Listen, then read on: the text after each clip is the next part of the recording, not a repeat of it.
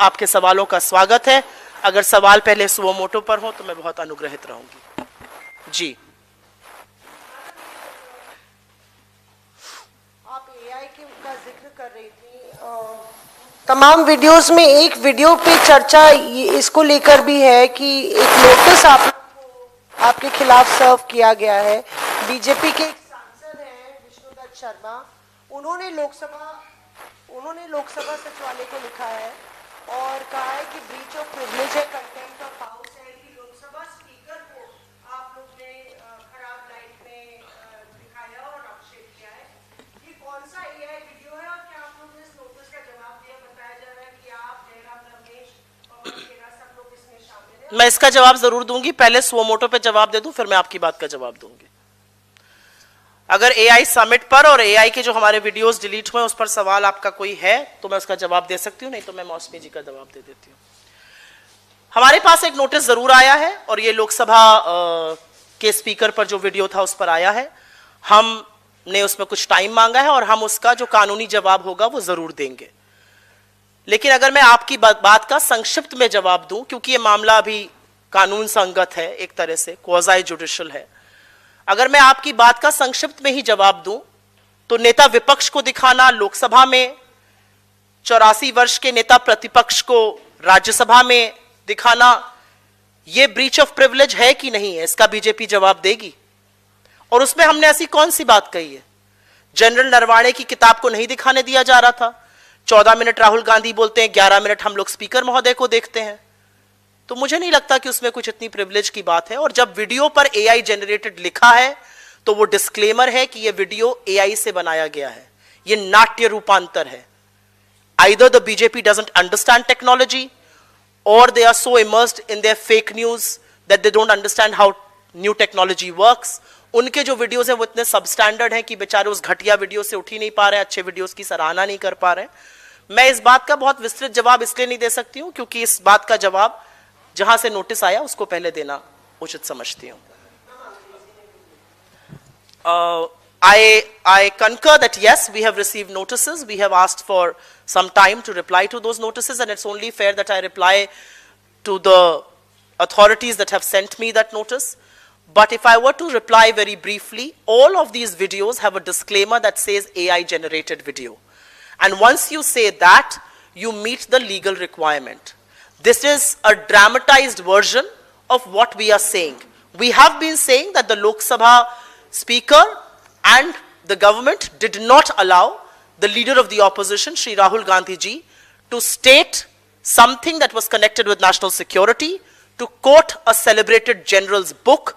They have been sitting on permissions for that book to be printed, and that's exactly what that video says. So I personally feel there's nothing wrong with it. The videos that are coming from the stable of the BJP are so substandard and so cheap that I feel sorry for whoever is making them. If they want, we can give them some lessons in how to make better videos. Is this a part of the same 9 videos that has also... Yes, this is a part of the 9 videos that have been taken down.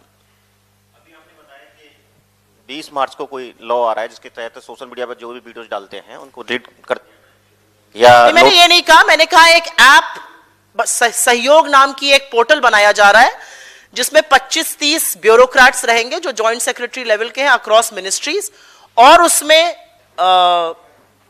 Social media platforms भी रहेंगे और उन bureaucrats को जो भी video अनुचित लगता है वो डिलीट करवाया जा सकता है। ये आर्बिट्ररी है, ये मनमाना है, ये लोकतंत्र पर, अभिव्यक्ति की आजादी पर बहुत बड़ा प्रहार है। नहीं, इस हिसाब से तो कहीं भी मान लो किसान का आंदोलन हो गया, कोई भी युवा आंदोलन कर अपनी डिमांड तो आपको नहीं पता ये वीडियोस डिलीट कराए गए? आपको नहीं पता टीवी चैनल्स बेचारे अपने वीडियो डिलीट करते हैं? आपको नहीं पता सोशल मीडिया प्लेटफॉर्म्स ने किसान आंदोलन के दौरान कितने वीडियो डिलीट कराए गए थे? आपको नहीं पता कि जब इस देश का किसान जाड़ा गर्मी बरसात में अपने हक के लिए आंदोलन कर रहा था तो उनके वीडियो डिलीट कराए जा रहे थे? आप लोग कुछ कर दीजिए अभी सरकार के खिलाफ। अगर आपकी ट्वीट ना डिलीट कराई जाए तो आप आइएगा हमारे पास, करिए ट्वीट। आप लोग करते नहीं है ट्वीट, तो आपके पास ऐसी नोटिस आती नहीं है। चलो, एक सवाल और है कि संसदीय कार्य मंत्री ने सदन में कहा कि राहुल गांधी देश के लिए खतरा है। पहले मैं इस पर सवाल दूं, आज एक वीडियो वायरल हुआ है, मैं इस पर जवाब दे लूं फिर उस पर बात करूंगी।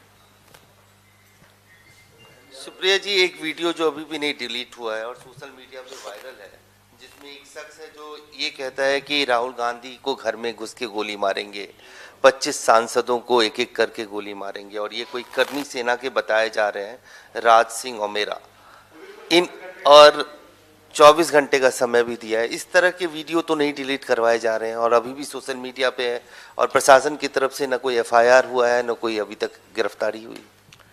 इस बारे में मैं सिर्फ इतना कहना चाहूंगी कि यह मुद्दा वीडियो डिलीशन का नहीं है, यह मुद्दा एक नफरती सोच का है, यह मुद्दा हिंसा का है, यह मुद्दा उस बात का, उस विचारधारा का है जिसने महात्मा गांधी की इस देश में हत्या की थी।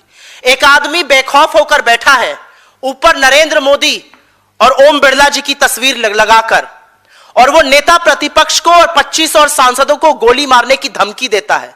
उसके खिलाफ कोई FIR नहीं हुई है, उसकी कोई गिरफ्तारी अभी तक नहीं हुई है। मैं पूछना चाहती हूं ओम बिरला जी से, ये लफंगा जो अपने आप को कर्णी सेना का बता रहा है, ये अपने आप को आपका समर्थक बताता है, आपको इस वीडियो पर कोई आपत्ति नहीं है? इस सरकार के गृह मंत्री क्या कर रहे हैं?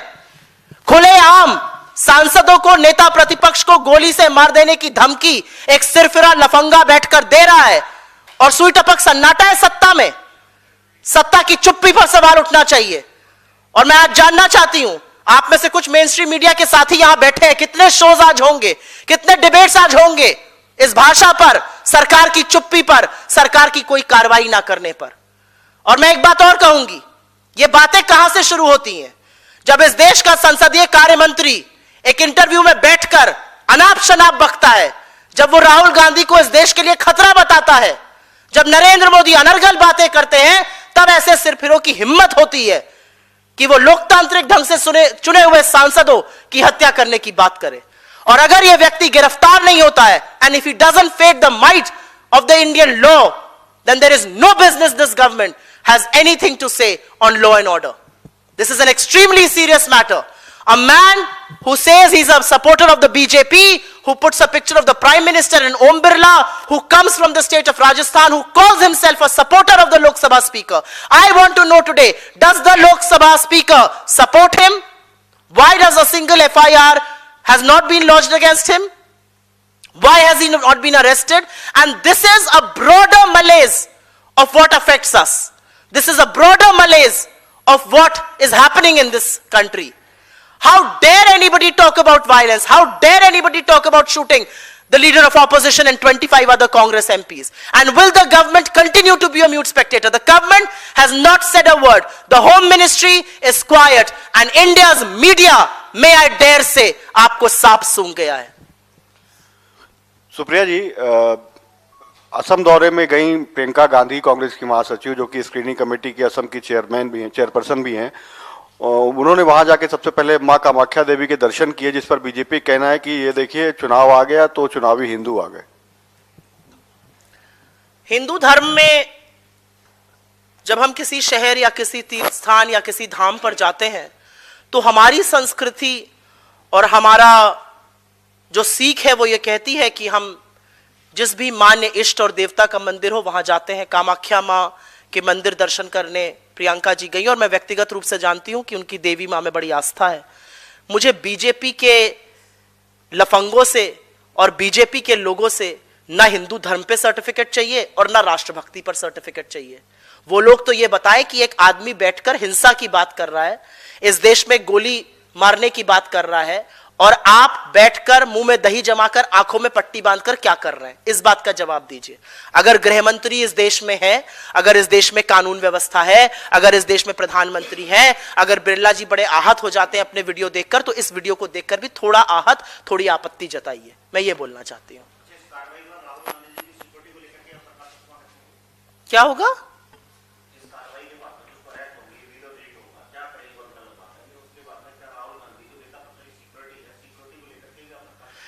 इस देश के नेता प्रतिपक्ष राहुल गांधी जब मुद्दों को उठाते हैं ना, तो बिना किसी डर के, बिना किसी खौफ के उठाते हैं। वो अकेले इस देश में नेता हैं जो मोदी की आंख में आंख डालकर उनकी विफलताओं पर बात करते हैं, सत्य और साहस से लड़ाई करते हैं। वो किसी से डरते नहीं है। ऐसे सिरफिरों से डरकर राहुल गांधी राजनीति नहीं करते हैं। ऐसे सिरफिरों से डरकर बाकी लोग के देश राजनीति करते हैं। एक आदमी उनको गोली मारने की धमकी दे रहा है, आपको लगता है राहुल गांधी उससे डर जाएंगे? डरने का काम नरेंद्र मोदी का है। AI वीडियो से डरते हैं, महिला सांसदों से डरते हैं, AI करते हैं फिर भी AI से डरते हैं। पहले बातें करते थे AI की, अब AI वीडियो डिलीट करा रहे हैं। डरने का काम नरेंद्र मोदी का है, हमने ये बीड़ा उनको सौंपा हुआ है। कभी रेडार में छुपने की बात करते थे, आज AI वीडियो के पीछे छिपने की बात कर रहे हैं। उनसे क्या बात करी जाए।